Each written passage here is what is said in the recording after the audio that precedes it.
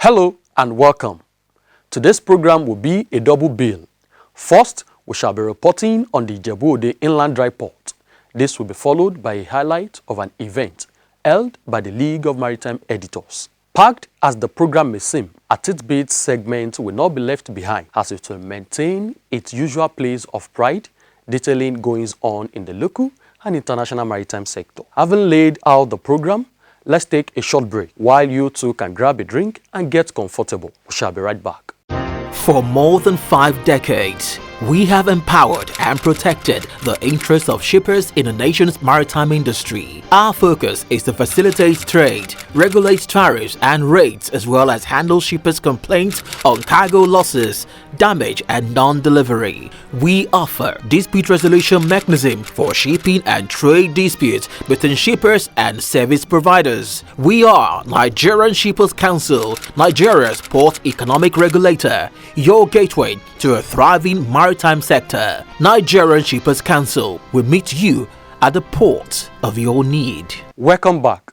You are watching The Shipper, the go-to program for in-depth knowledge about the maritime sector, proudly brought to you by Nigerian Shippers Council, the nation's port economic regulator. I am Ijebu-Ode. The development of inland dry ports has proven to be a game changer for the import and export business in Nigeria, with Kaduna, Kano, and Funtua inland dry ports operational and bringing relief to businesses far away from the ocean. Isialangwa, Ibadan, and Jos projects are actively progressing towards completion. Ijebu-Ode too, not to be left out of the gains of such facilities, has formally joined the race. As I don't have the details, let's hand the reins over to Lucy Yambi as she presents the full story as captured by our correspondent.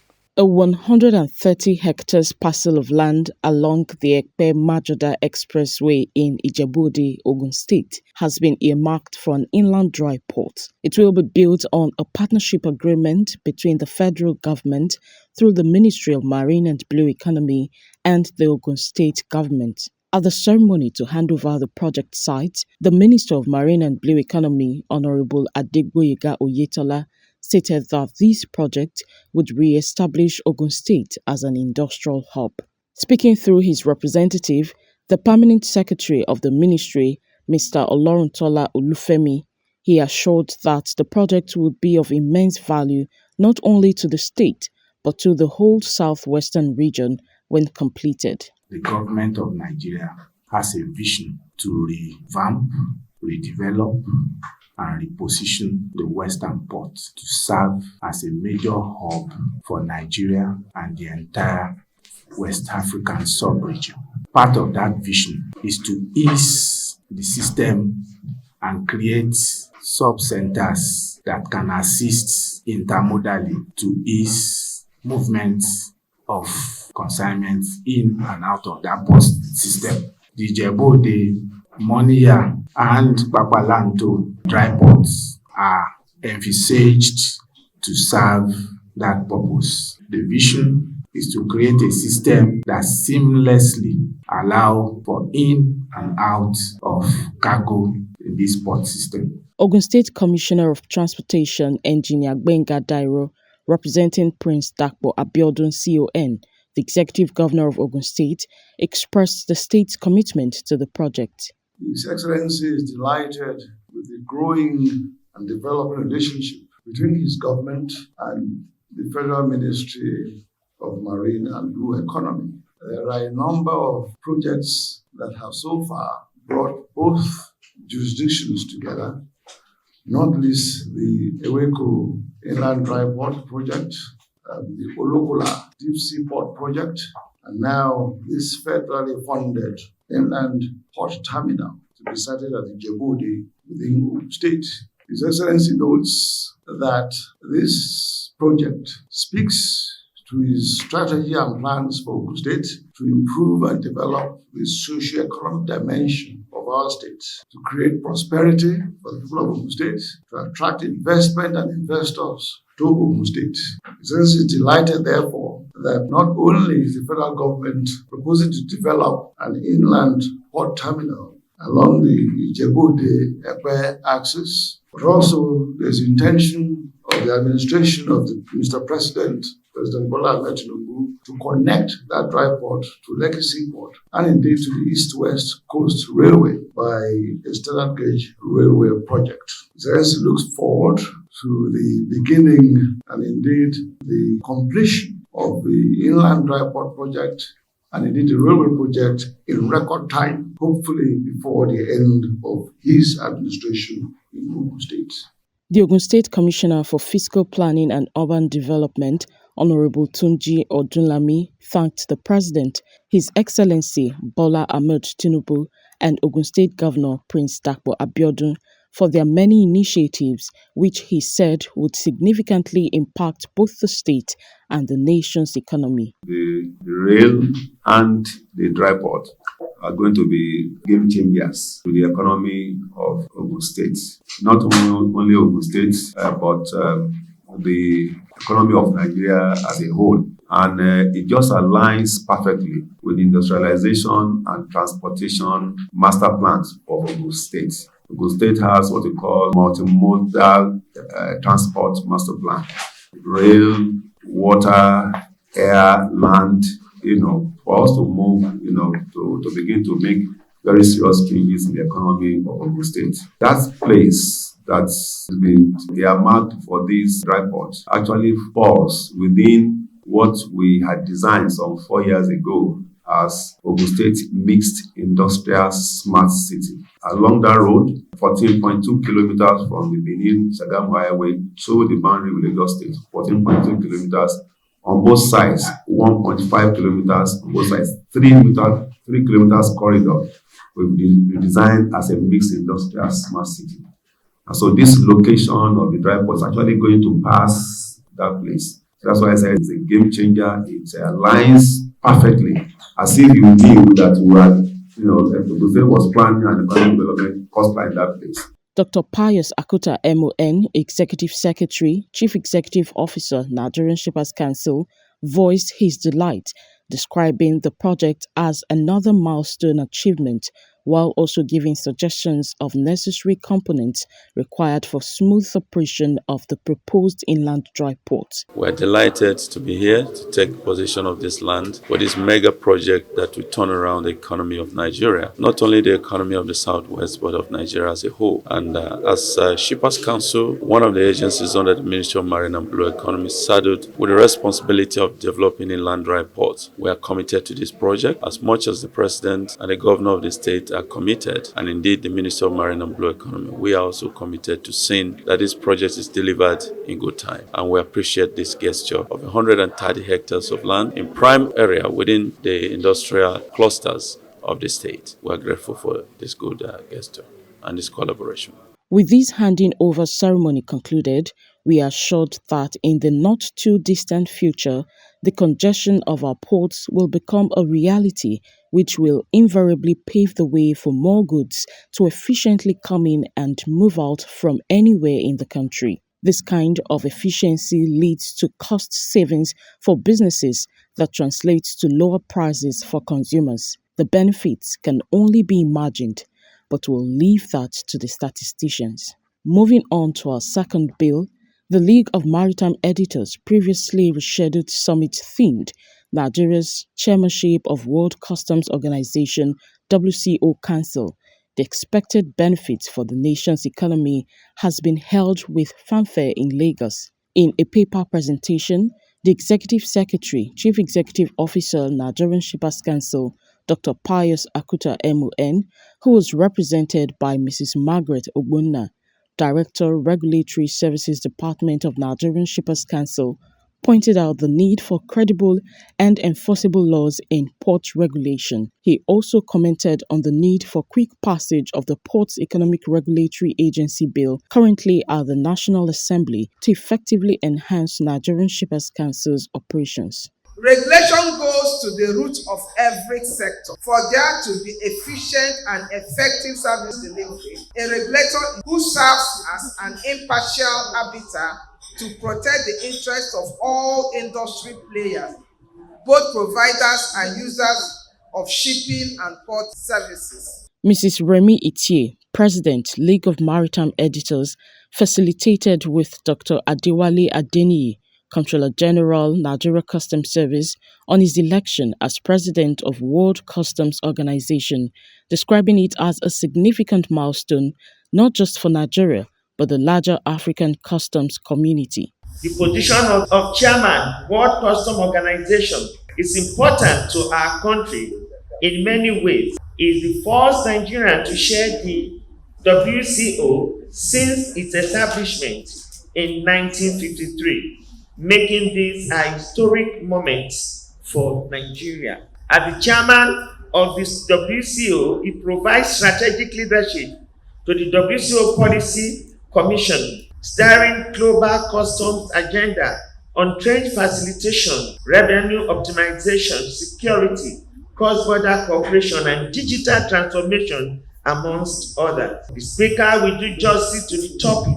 of today's discourse, but I am tempted to say that Adeniyi's election reflects Nigeria's growing influence in global customs affairs. And for this reason, Nigeria is poised to drive customs reform conversation across the globe, particularly in areas like African Continental Free Trade Agreement implementation, suppressing illicit trade, and technological adoption. Certainly, all of these should impact positively on our country, Nigeria, that is in dire need of more growth and progress.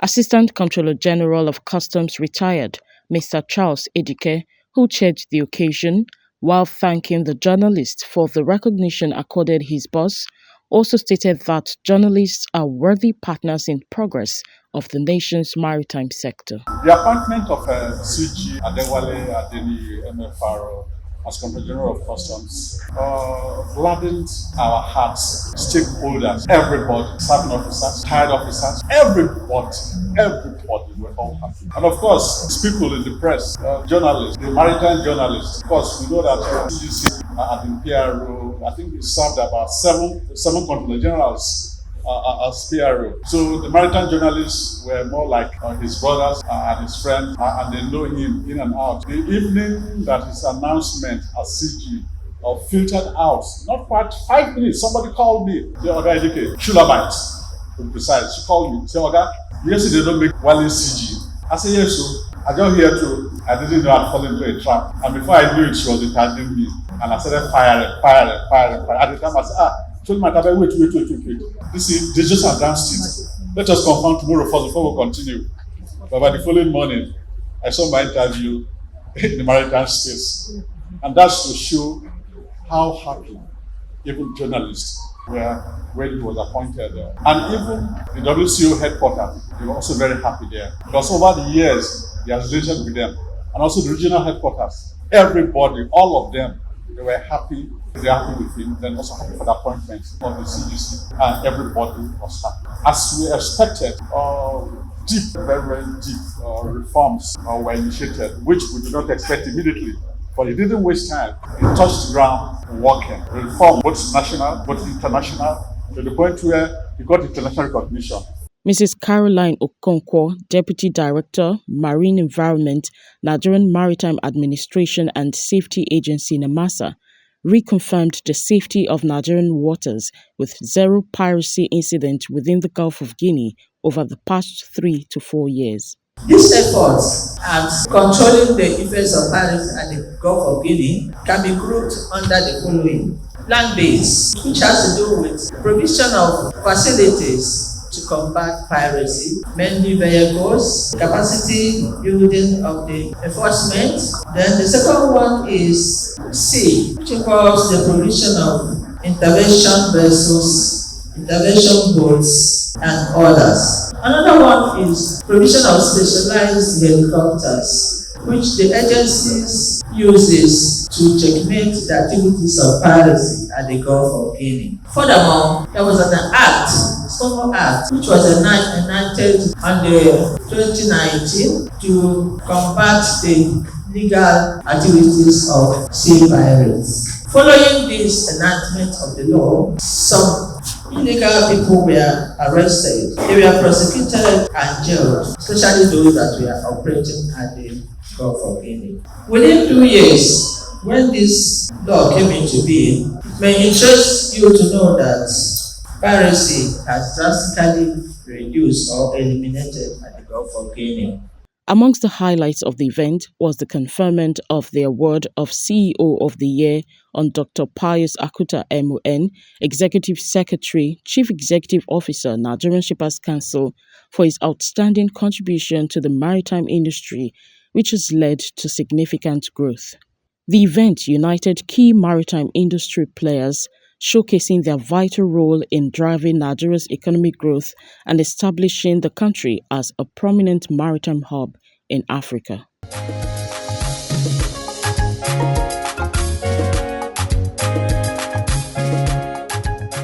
From a win-win partnership between the federal government and Ogun State to a gathering of maritime journalists, all showcasing the progress, diversity, and vibrant growth being experienced in the nation's maritime sector.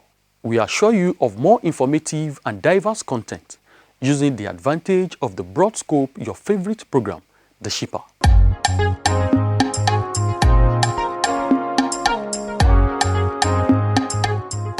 Nigerian Shippers Council recently organized an enlightenment clinic at the 28th edition of the Abuja International Trade Fair, organized by Abuja Chamber of Commerce and Industry in Abuja. This year's International Trade Fair, themed Sustainable Consumption, Incentives and Taxation, brought together participants from both private and public sectors who showcased and promoted their products and services. At the NSC stand, the Council, as the port economic regulator, engaged importers and exporters on its regulatory roles and contributions to trade facilitation in Nigeria. Addressing participants at the event, the Acting Director, Abuja Liaison Office, Mr. Philemon Bestu, explained that the Council's mandate, which initially focused only on shippers, now serves all players in the industry, including ship owners, freight forwarders, agents, and other port operators. According to him, the Council intervenes in cases where shippers experience damages, delays, or disputes during trade transactions. Bestu further emphasized that all services provided by the Council are free of charge, reaffirming the Council's commitment to promoting fairness, transparency, and efficiency in Nigeria's maritime sector. We encourage you to follow our social media pages at NG Shippers on Facebook, Instagram, X, and YouTube for more of our latest updates, events, and information. Let's take a look at our complaints register for the week.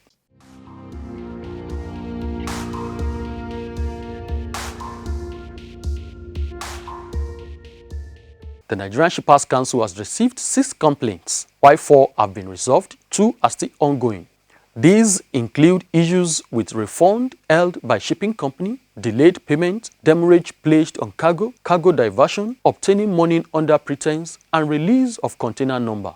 We encourage stakeholders to visit our website at www.shipperscouncil.gov.ng for more information or to lodge their concerns. Let's switch our focus to the international maritime news. Ship management services provider Anglo-Eastern has launched a digital tool for vessel charterers and commercial operators aimed at helping them navigate the maritime decarbonization landscape via data-driven insights. As disclosed, Anglo-Eastern's sustainability and performance services solution represents a step forward in the company's effort to use digital technology for fuel efficiency, cost savings, and maritime sustainability. According to officials from Anglo-Eastern, SARS is intended to improve fuel consumption and route planning and help with maintaining compliance with environmental regulations and requirements, including the European Union's emission trading system, Fuel EU Maritime, the Carbon Intensity Indicator, and others. SARS reportedly encompasses service categories such as crew training, vessel performance monitoring, ship inspection and optimization, vessel performance forecasting powered by artificial intelligence, charter-specific performance contract, paint performance and advisory, as well as environmental and compliance audit services. In another news, Germany has become the first country to join a Canadian-led initiative aimed at establishing green shipping corridors, marking a significant step towards decarbonizing the maritime industry. The agreement was formalized by Germany's State Secretary, Claudia Elif Stott, who signed a multilateral memorandum of understanding during a high-level bilateral meeting in Ottawa. The joint effort reflects both nations' commitment to accelerating the transition to climate-friendly maritime practices. Stott emphasized the importance of international cooperation in tackling emissions from maritime shipping. She expressed Germany's support for adopting binding global measures through the International Maritime Organization and forming strong global partnerships to advance sustainable shipping. In her remarks, she also praised Canada for initiating the project and reaffirmed Germany's dedication to achieving a climate-friendly maritime sector. The agreement outlines the intention to develop green shipping corridors connecting eastern Canadian ports like Halifax and Montreal with major ports in Europe, Asia, and the Middle East. These corridors would serve as routes where climate-neutral technologies can be adopted and tested. That concludes this week's edition of Tidbit on the Shipper. Thank you for staying with us. For more than 5 decades, we have empowered and protected the interests of shippers in the nation's maritime industry. Our focus is to facilitate trade, regulate tariffs and rates, as well as handle shippers' complaints on cargo losses, damage and non-delivery. We offer dispute resolution mechanism for shipping and trade disputes between shippers and service providers. We are Nigerian Shippers Council, Nigeria's port economic regulator, your gateway to a thriving maritime sector. Nigerian Shippers Council will meet you at the port of your need. And with that, we have once again arrived at our anchor point. Feel free to drop your comments, suggestions, and inquiries through our various social media handles at NG Shippers. We'll return next week with fresh perspectives, emerging trends, and significant updates from the maritime sector. Until we set sail again for our next journey, here is wishing you calm seas, blue skies, and gentle winds.